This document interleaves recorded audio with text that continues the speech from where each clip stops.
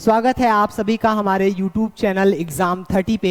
Exam 30 लगातार प्रयास कर रहा है, चाहे वो जीएस का पोर्शन हो या फिर हिंदी का पोर्शन हो या फिर मैथमेटिक्स का या फिर वर्ल्ड ऑर्गेनाइजेशन का। हमने हर एक पोर्शन पे एक बेहतर कार्य करने का प्रयास किया है और आप तक पहुंचाने का प्रयास कर रहे हैं। उसी क्रम में आज मैं रहबर नवाज आपके लिए लेकर के आया हूँ ROARO, जिसका पेपर अनुमानित है नवंबर दिसंबर तक हो जाने का। उसके लिए प्रैक्टिस सेट हमारी चल रही है, सीरीज चल रही है, उसमें ये सीरीज नंबर 5 है और इसमें हम हिंदी व्याकरण पर आधारित महत्वपूर्ण प्रश्नों का संकलन देखेंगे जो प्रीवियस ईयर क्वेश्चन से भी संबंधित है।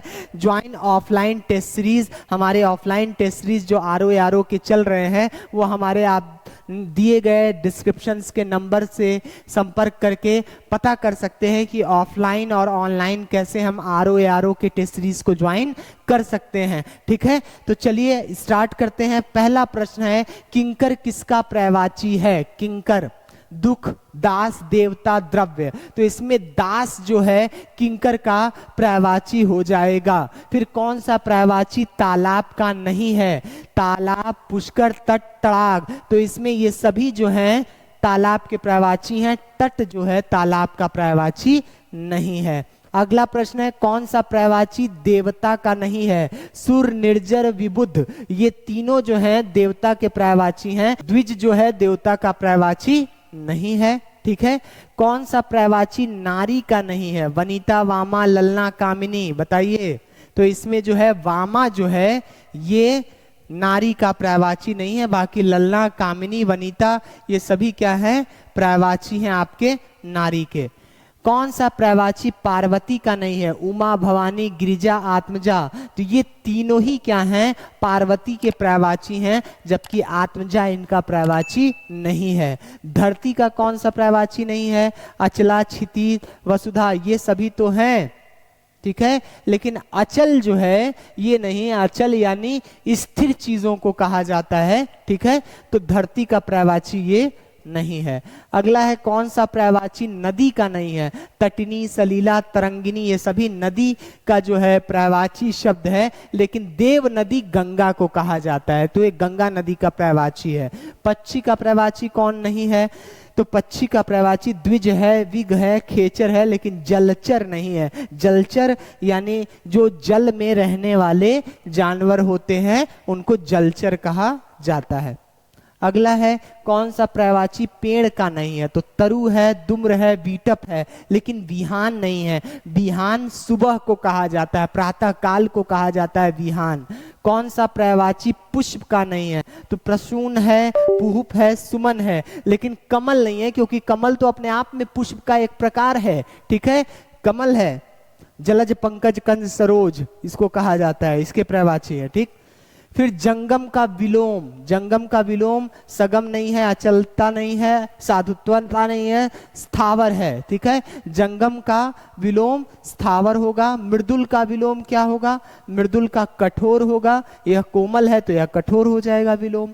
अगला है, ज्येष्ठ का विलोम क्या होगा? ज्येष्ठ मतलब बड़ा, तो कनिष्ठ मतलब छोटा। विलोम जो सुना ना गया हो, यानी अश्रुत, यानी जिसको अब तक सुना ना गया हो। अगला प्रश्न, जिसकी पहले से आशा हो। तो संभावित चीजों की तो आशा होती है कि संभावित है कि आप यहां आ जाएंगे, यानी आने वाले हैं, आशा है। उन्मूलन करना, यानी उन्मूलन यानी समाप्त करना। उन्मूलन का मतलब समाप्त कर दो, और तो फिर रोपण का मतलब फिर से उत्पन्न करने के लिए रोपण करना, तो रोपण हो जाएगा। उपेक्षा का विलोम क्या होगा? उपेक्षा कर रहे हैं लेकिन हम आपसे अपेक्षा करेंगे। विस्तार कर रहे हैं आप तो हम इसको संक्षिप्त कर देंगे। अर्थ बता रहे हैं आप तो हम अनर्थ बता देंगे। ठीक है, तो अर्थ का अनर्थ हो गया विलोम, विस्तार का संक्षेप, और उपेक्षा का अपेक्षा हो गया। चलिए आगे चलते हैं। अगला है, जो धन का व्यर्थ व्यय करता हो, यानी अनेक शब्दों के लिए एक शब्द। हम जानते हैं पर्यायवाची, विलोम, तद्भव, तत्सम, अनेक शब्दों के लिए एक शब्द, ये सभी ROARO में काफी महत्वपूर्ण है सेकंड पेपर में। तो अपव्ययी को क्या कहते हैं? जो धन व्यर्थ व्यय करता हो, जो काम न करना चाहे। आलसी, निकम्मा, दुष्कर, तो अकर्मण्य यानी जो काम न करना चाहता हो उसे अकर्मण्य कहते हैं। जिसे न देख सके, न सुन सके, न छू सके, तो निराकार, निर्गुण, अदृश्य या अगोचर, तो अगोचर हो जाएगा। जो शत्रु की हत्या करता है, नश्वर, या नश्वर का मतलब तो हमेशा न मरने वाला, जन्मांध, जन्म से अंधा, निर्दय, जो निर्दयी हो लेकिन शत्रु को मारने वाला, Shatrughan. Option A is the right. जो वस्तु खाने योग्य हो, भोजन, अन्न, खाद्य, अखाद्य, यानी खाद्य यानी जो खाया जा सके, खाद्य पदार्थ, ठीक है। आकाश में विचरण करने वाला, नभचर। जिसे जीता ना जा सके, तो आराम से कर लीजिएगा, अजय। घड़ी का तत्सम रूप, घटिका, घटिका कहा जाता है। तत्सम शब्द कहते हैं जो संस्कृत निष्ठ हो, और तद्भव कहते हैं जिसका हिंदी में बदल करके प्रयोग किया जाता हो। जैसे कमल तत्सम शब्द है, वहीं इसका तद्भव कमल हो जाता है, ठीक है। तद्भव शब्द इसमें से कौन है तद्भव? तो इसमें तद्भव हो जाएगा आपका आग, आग हो जाएगा, ठीक है। संध्या का शाम, कमल का कंवल, कंवल हो जाएगा, ठीक है। और संध्या का शाम। इन शब्दों में विदेशी शब्द कौन सा है? स्त्री, नारी, महिला, ये तो भारतीय शब्द हैं, जबकि औरत विदेशज शब्द है।